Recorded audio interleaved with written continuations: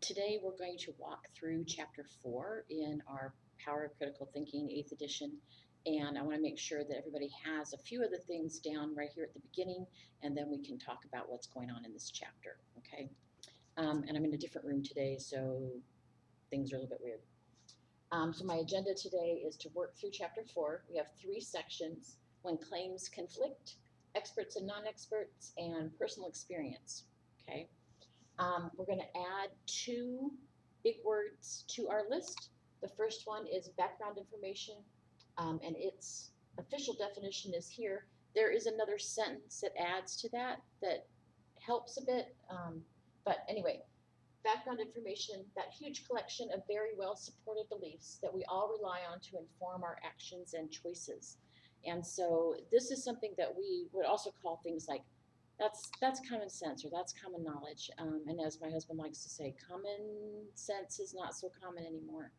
And I think part of it is the first part of the sentence, the first part of the definition. Um, all these things that we all rely on to inform, what we're doing and how we're choosing things. And I think with, and you're going to hear me say this a lot, with the proliferation of technology and also social media, those 2 things together, along with our own kind of psychological stuff, makes it harder and harder to agree that this is what everybody knows is true. And Dr. Vaughn gets at this in various different places, as far as our society these days go. The other one, the other new big word is expert. Someone that is more knowledgeable in a particular subject area or field than most others are. Spend a whole section on what constitutes an expert. How do we get there? Is everybody an expert? Can you be an expert in more than one thing? All that kind of fun stuff, and we're going to talk about that in a little bit. Chapter 4 also has 7 what I call crucial sentences about claims. And I'll identify those as we go along, and they're in the chapter notes, PowerPoints, so you have them there as well. But just to kind of make sure that you know, okay, these are things that when we're talking about evaluating arguments and looking at claims and things, these are things that are very important for that, so that we're not just accepting everything that comes our way, or I think even worse, rejecting everything that comes our way. Okay? And I'm going to work between my notebook and the book because I made a stupid choice and colored it, wrote it in this light green color. It's a pretty color. It's hard for me to read, especially from distance. So, unless I'm putting it up here. Anyway, live and learn. Okay, so chapter 4. If we care whether our beliefs are true or reliable, we have to be able to kind of figure out how do we make sure things are true? How do we know things are true? How do we kind of weed out all the noise around us into something that is worth believing in? Okay, that's the hard part. And lots of people put more stock in who says something than what they say. And it's important for us to know that, yeah, you can walk along life like that. But if you want to really understand what's going on and be able to react in a helpful and useful and proper way, then you need to know when things are true and false. And part of that knowledge, part of that knowing is practice, okay? So those of us who've been around the sun a few times longer than, the rest of us, there are certain truths that you figure out on your own, and you wish somebody would have told you sooner. All that fun stuff. Okay, so if in the course of your daily life you run across something and you're like, that can't be right, and you go and look, and sure enough, it's not right. Somebody says out loud that the Chrysler building fell down, was demolished, and you're like, no, I think there would have been a big deal about that. That's a an iconic building, and it's huge, huge. And so you go and you look, and no, there's nothing wrong with the Chrysler building. And so if a claim conflicts with other claims we have good reason to accept, we have good grounds for doubting it. And I mean, it's possible that somebody, that they demolish the Chrysler building, but it's not likely. And so I have to make sure. Okay. Now, there are certain things we can just dismiss out of hand because people are being either sarcastic or hyperbolic or just misinformed. And other things that we're like, oh, well, maybe that is a thing. I have to check. And so whether or not we believe something, some claim, some statement somebody says, a lot is determined by our background information. Do we know this is true? Okay.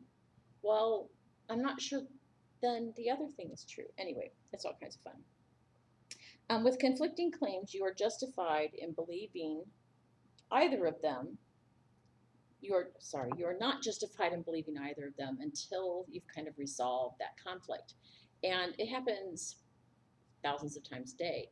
And most of the time we do this without really being conscious that we're doing it. And part of what makes critical thinking painful at the beginning is you're taking all that stuff that you do kind of behind the scenes and making it visible, making it open. And so you have some things to do with that, but you also have to be careful if you're just looking at facts, or if you're looking at opinions, or if you're looking at a mix of both. Okay, so that's part of the pieces here. I love this from the web on page 119. Little purple guy. Favorite unsupported claims. Become invisible. Our weather is controlled by the government. We're in big trouble then, right? Different things, different conspiracy theories that people buy into, different pieces that somebody's trying to get your money, and so they're doing this scam, and it sounds so amazing. If it sounds too good to be true, it probably is. Okay, so we did that. Okay, fact versus opinion, and I think that's a little bubble. Yes. On page 120, there's a further thought bubble about fact and opinion. When we're trying to figure out whether to accept a claim or not, the first thing we need to do is to find out, okay, is this a fact or is this just your opinion? And sometimes people's opinions are objectively correct, and so they're a fact. But a lot of the times our opinions are our opinions. They're things we think about, or sometimes things we would like to think are true. Okay, wishful thinking on that line. But okay, so a fact has two kind of ways we talk about it: as a state of affairs. Okay, and whenever he says things like it's a state of affairs, it means this is the way things are. Okay, we have to look at our world and the claims that we think about it in reality. And that gets harder and harder the farther away from those things we are. The second piece is true statements. Okay, a fact is a true statement. You can go verify it can be true facts. I always like it. This is a true fact. Well, if it wasn't true, it wouldn't be a fact. So there is that part. And then an opinion refers to a belief. Some are true, so they're facts. Some are not true, so they are not facts.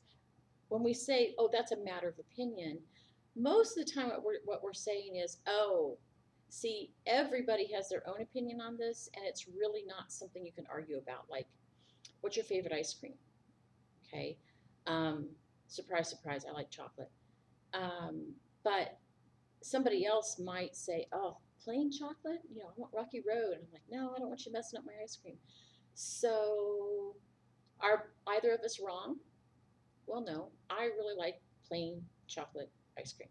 This other person really likes Rocky Road, which is chocolate with a bunch of stuff in it. Okay, that's an opinion. Now, sometimes when we say, oh, that's a matter of opinion, that means, oh, there are a lot of different opinions on this, and depending upon where you fit in the spectrum will depend upon whether it's true for you or not, whether it's your opinion as well. So that's why we have this idea of background information. This is all the stuff that we carry around in the back of our heads that we know how this works, okay? If someone says, okay, he was mauled to death by a Yorkie, we're like, were you like comatose at the time? Because Yorkies, even a standard sized Yorkie, but the little kitty guys. Anyway, hyperbole and all kinds of things. We know background information wise, though, that a Yorkie is a really tiny dog, and usually the most they could do is give you a bruise, kind of thing.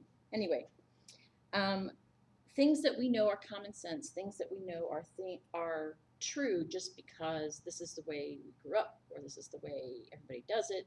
And a lot of those things can turn into fallacies, but a lot of them start with being true. Our second crucial sentence, yes. Our second sentence is on page 121, below where it says background information. If a claim conflicts with our background information, we have good reason to doubt it. Now, that doesn't mean that our background information is infallible, okay? Nothing is in this world infallible. Everything can make mistakes. Sometimes by design, but sometimes by just thinking the wrong thing or getting something caught in your head that turns out not to be true. But anyway, our background information can be wrong, or it can be out of date. And so don't go too hard on older people who think, oh, well, doesn't a computer do this? Well, maybe not. Okay. Anyway, the other thing about claims in this particular spot,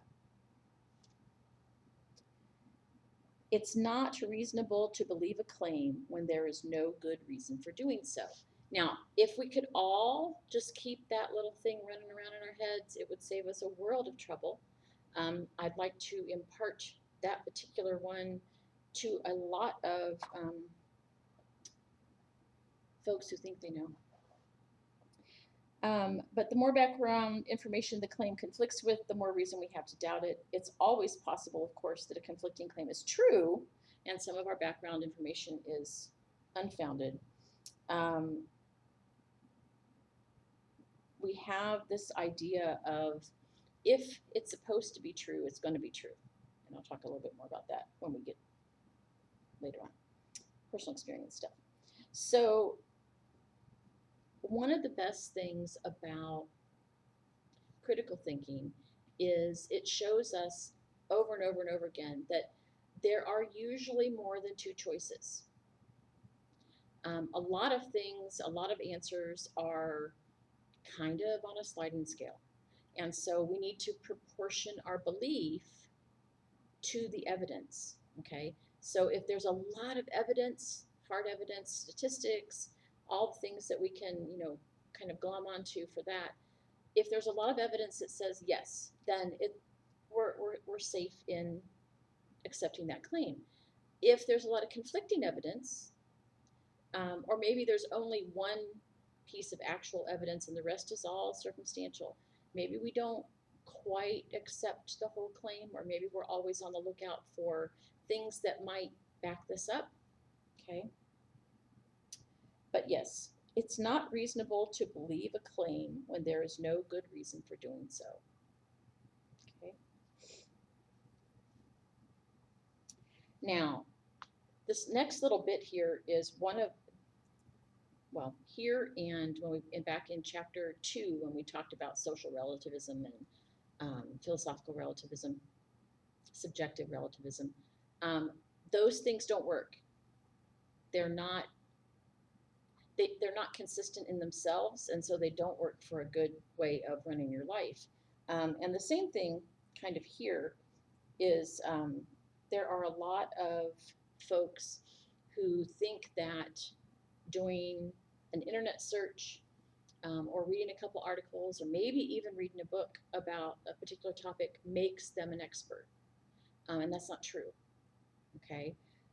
You may have more knowledge in a particular area than somebody else does, but unless you've done years of study and years of making good decisions using that study, you're not an expert, okay? And I know that's hard to hear because we all like to be kind of commander of our own destiny. Ta-da. So attitude towards experts and expertise have been changing for many years. Many people believe that if you read a book or do a Google search, you're an expert. Experts have been wrong so often that they have no credibility. Experts can't be trusted because they contradict my beliefs. Or on the internet, there are no experts. Everyone's opinion on any issue is equal to everybody else's. That last one is really dangerous. That's how we get into situations where, people are walking into McDonald's and shooting up the place because they think there's a sex trafficking ring here. Where did you get that idea? It was on, name a social media platform. Okay, so, but again, a little bit later. So this is wrong. These things are wrong. The probability of becoming an instant expert is pretty low, and experts are not and never have been infallible, but neither are they clueless. If you have expertise in a particular area, then that's true. That's what you have in there, what all the information you have. You've learned what the information is possible to be. You've learned how to apply it, and you've spent most of your working life doing that, okay? So an expert, like we said, is someone that is more knowledgeable in a particular subject area or field than most others are, not just in your circle of friends, most other people on the planet, okay? So if a claim conflicts with expert opinion, we have good reason to doubt it. And I know that's a hard thing for a lot of folks, but that's where the truth is, okay? Now, what happens when experts disagree? Okay, well, you have to be careful because if the experts disagree, and I mean a substantial part of the experts in this field say yes, and a substantial part, the other half, say no. For those of us who are not experts in that field, we just need to reserve judgment for now, okay? Because it's not a good idea to accept a claim when the experts haven't kind of weeded it out yet. Now, part of the other side of this is, okay, so you want to say, well, the experts don't agree on this. The example that Dr. Bond gives is climate change. And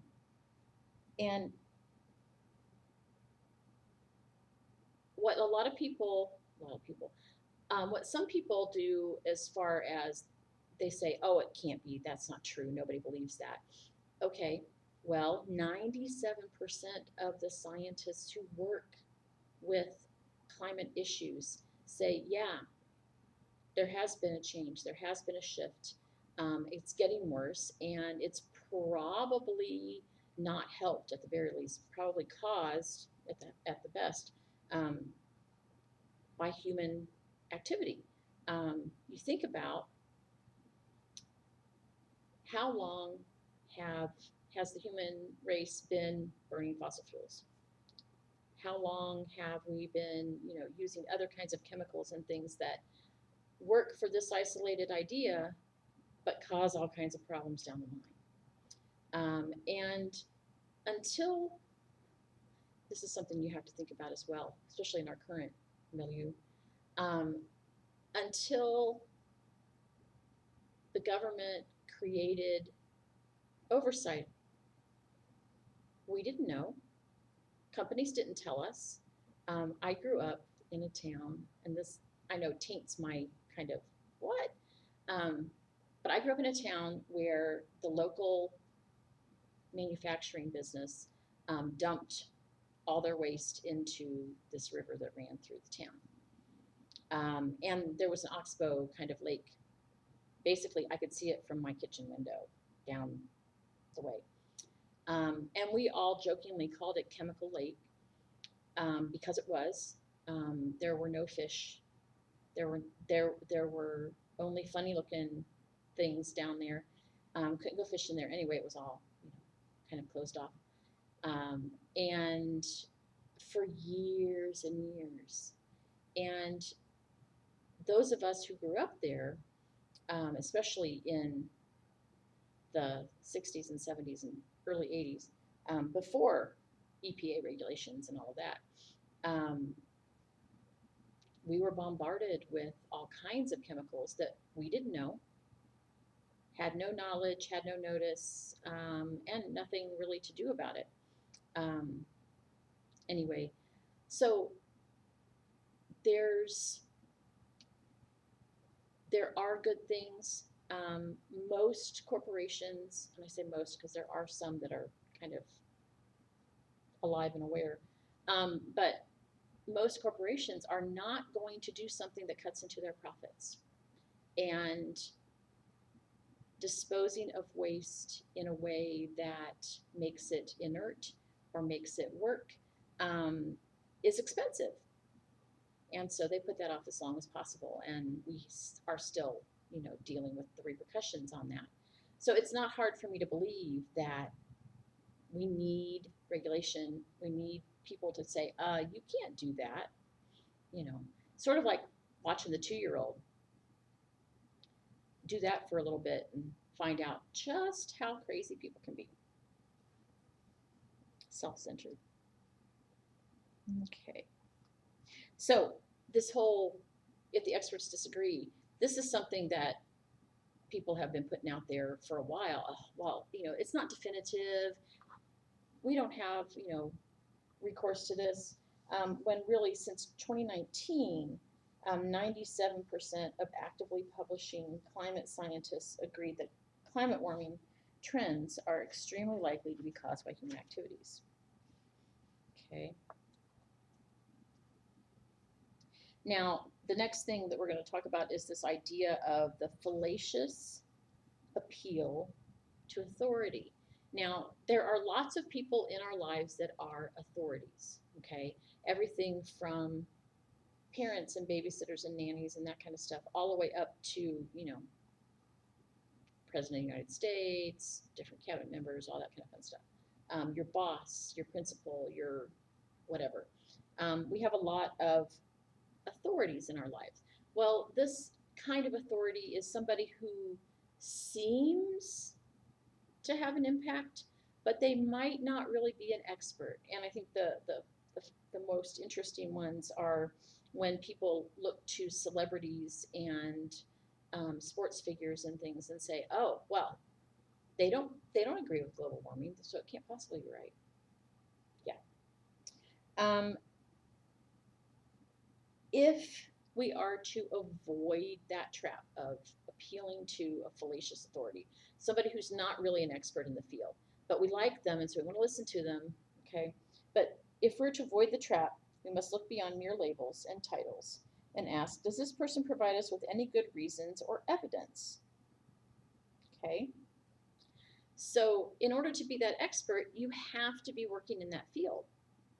And so no matter how much you like this particular movie star, they're probably not an expert in psychology. They're probably not an expert in climate study. They're probably not an expert in whatever else they're talking about. So be careful. We have to look at credentials and things and see whether this person is an actual expert. And even if they're an expert, did they give us any good reasons for believing the claim? Okay. There's a couple of pages here where it talks about how to tell if somebody's an expert, okay? And most of what it boils down to is education and experience. And those things are very important to know about the person or people that you're listening to. Okay, what's their degree in? What's their expertise? How many years have they worked in the field? Do they have a good reputation in that field?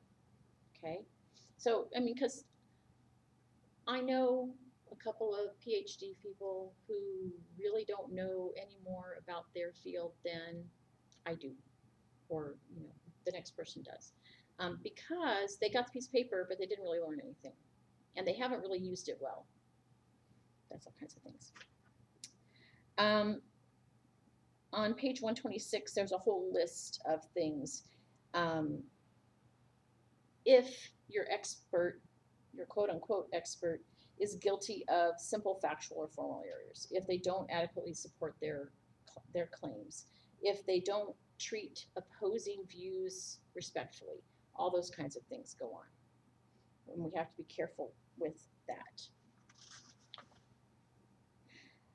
There's a conflicting claims box at the bottom of 129, which gets you the first 1, 2, 3, 4, 5, 6 of the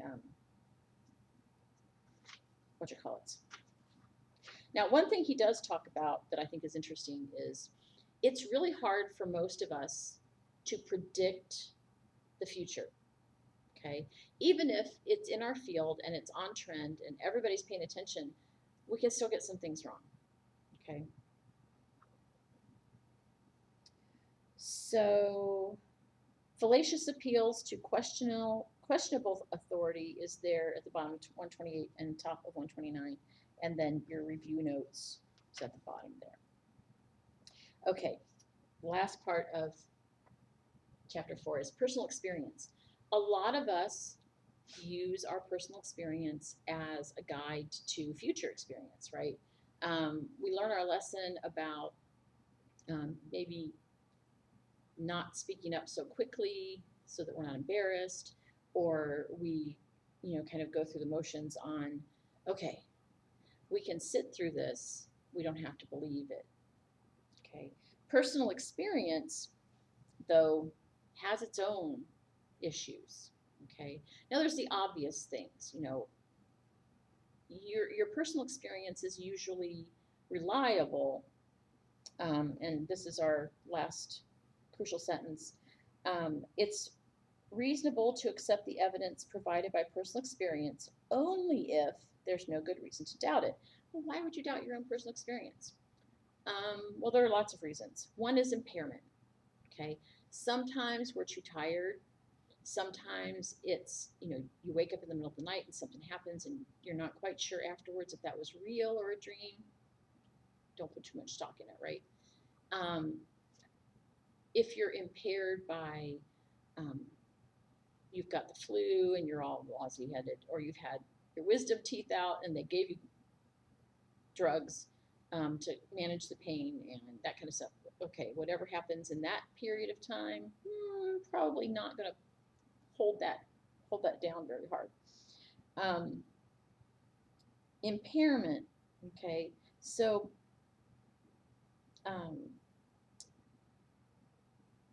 when our environment is too much, when it's too busy, too much going on around us, sometimes we get overstimulated and mistakes happen.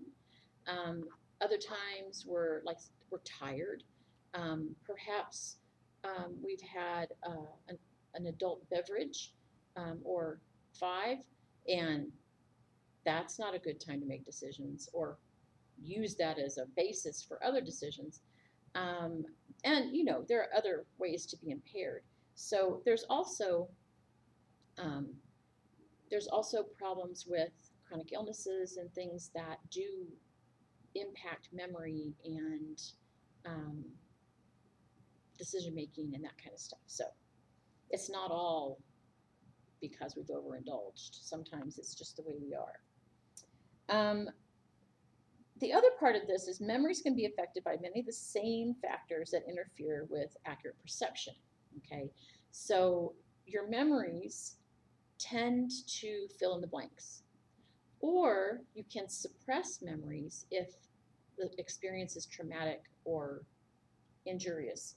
And so it's difficult sometimes to think, okay, was that real or was that a TV show we watched, or a movie we saw, or a weird dream, or whatever. Okay, so be careful with that. Now, there's two different things in here, well, three different things in here on the memory issues. Memories of eyewitnesses are notoriously unreliable.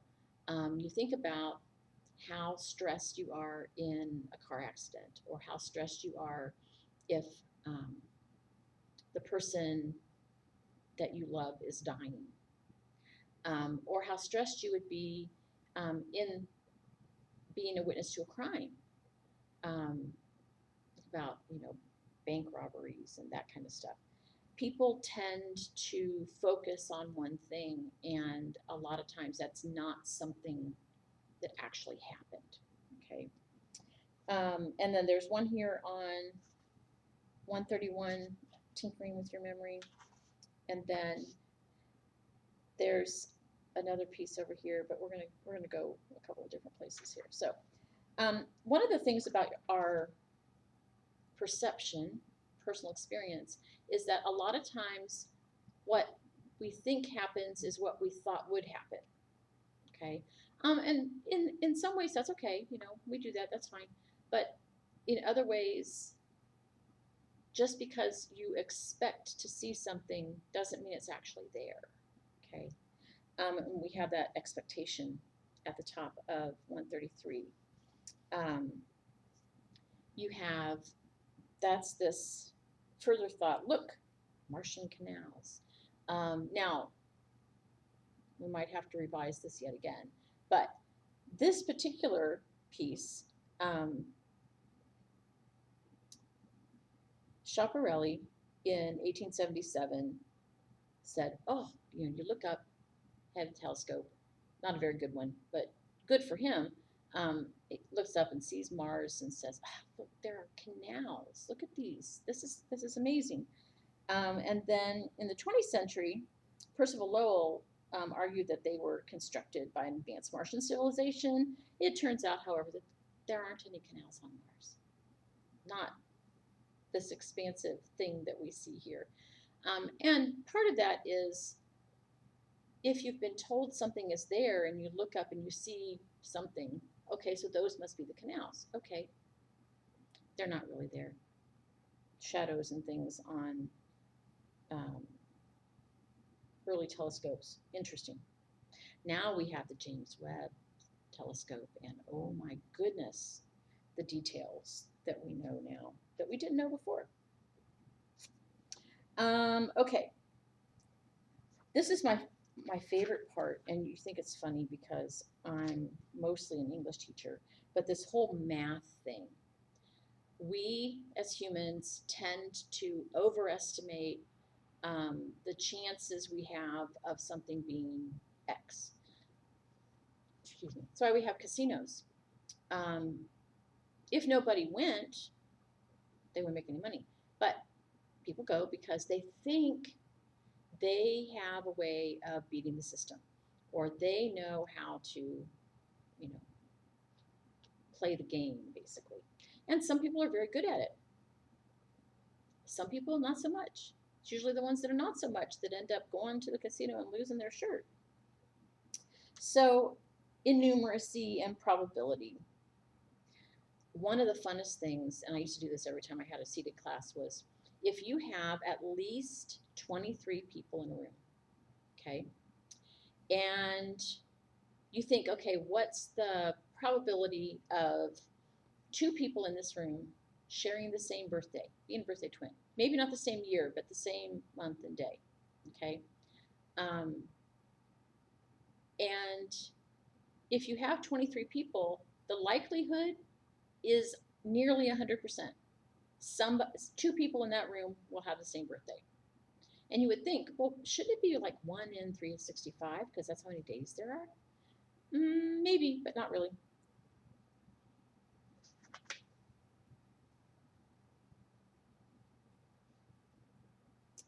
A common error is a misjudging of coincidence. We think, I was just thinking about her, and she walks through the door. Okay. One does not have anything to do with the other. Random occurrences. What happens if you flip a coin 7 times and it's all heads. Your 8th flip will be what? Well, it could be heads or it could be tails. It's every single flip of the coin has a 50-50 chance. If it's a normal, unweighted, yeah, you know, a clean one. Another area to think of, previous events can affect the probabilities in the random event at hand. That's called the gambler's fallacy. This is why people keep betting more and more, because they think, one more time. It has to happen. One more time. Well, no, it doesn't have to happen. It might, but it doesn't have to. And then they give you a bunch of different math. So anytime you roll a regular 6-sided dice, regular cube, right? You have a 1 in 6 chance of getting whatever number, okay? And if you roll 2, you have a 1 in 6 chance of getting any number on that one. If you're trying to get them to work together, though, if you say, okay, I want to know what are my chances of rolling 2 6s in the same roll, 2 separate dice. Well, you have to multiply. It's 1 in 36. 6 times 6 is 36, right? Okay, so anytime you're talking about drawing a card from a deck, okay, what are the chances that I'm going to draw a spade from this regular deck? Well, 1 in 4, because there are 4 suits and one of them is spades, and you have a 1 in 4 chance. Now, if you say, what is the chance that I'm going to draw an ace of spades? Well, that's a 1 in 52, because that's how many cards are in the deck, and you're talking about one particular card. Okay, so there's other things there.